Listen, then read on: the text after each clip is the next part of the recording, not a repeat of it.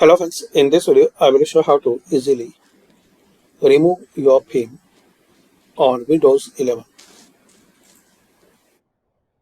Click on Start, then Settings.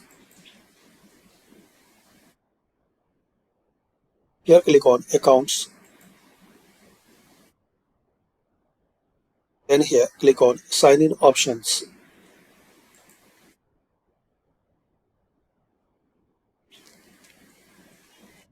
Now click on Pin Windows Hello.